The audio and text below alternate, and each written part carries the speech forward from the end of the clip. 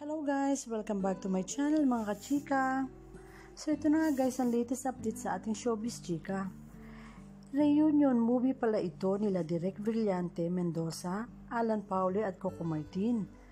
Hinubog ni Direk Brillante si Coco sa mga pelikulang Masahista 2005, Kaleldo 2006, Tirador 2007, Service 2008 at Kinatay ng 2009 at Captive ng 2012 at ito na nga uli ngayon. May nakakatuwang kwento ang netizen, isa sa mga nakikiusyoso sa shooting day nila doon. Isa sa mga scenes sa school, hinanap ni Coco si Julia kasi susundin niya nga.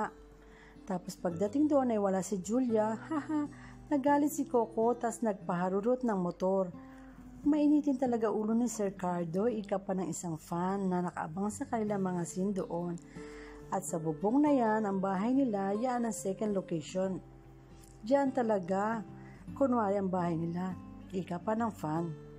I can't imagine ngayon, nakikita na natin sila. Yung sinasabi na serious relationship, ito yun eh. Yung kwentuhan lang, tawanan, yung sila lang nakakaalam. Yung sila lang ang nagsasabihan. Yung sila lang dalawa. My heart is in love with these two couple, ika pa ng isang netizen. Narito, tunghayan natin ang kanilang mga tagpo at mga kuha sa kanilang movie doon and ang mga komento ng netizen. Let's watch this.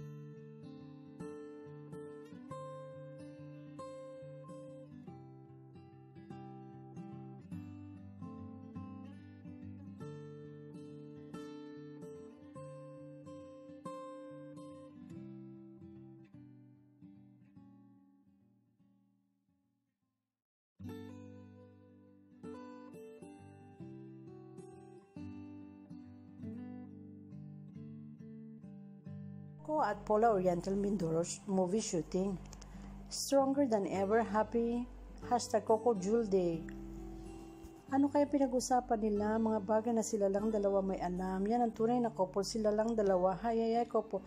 Love in the rooftop, protocol social distancing sa labas. Pero pag sila na lang, sila ano ba yan? Grabehin na yan, Coco Juice. Lagi na lang ba ako kikiligin? Real couples like this have a distance. Kunwari, walang himas-himas. True. Happy Coco Jewel Day, everyone. The lovers, what day to enjoy. So love, couple, God bless always. Heart, heart. Thank you po. Keep on loving lifetime. So love your fans, follower. God bless. Not even low resolution photos could hide their happiness just by sitting together in the quiet. A very happy Coco Jewel Day, everyone. As OFW, nakaka-inspired mag-work. Kung ganito, makikita mo sa IG mo.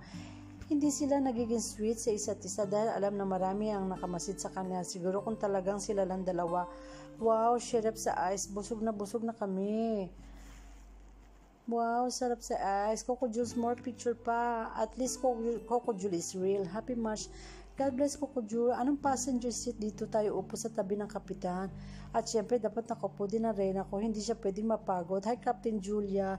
Ang saya natin, mga Coco Jules. Grabe, simple lang talaga, baby natin. Yung kapitan, parang takot tumikin kay Jules. Cardo pa naman. Kontento na si Coco na tinitingnan na lang ang reyna niya.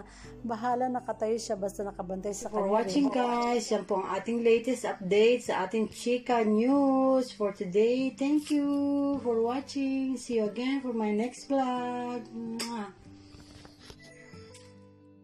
Subscribe my channel and turn on the notification bell. Thank you for watching. See you again.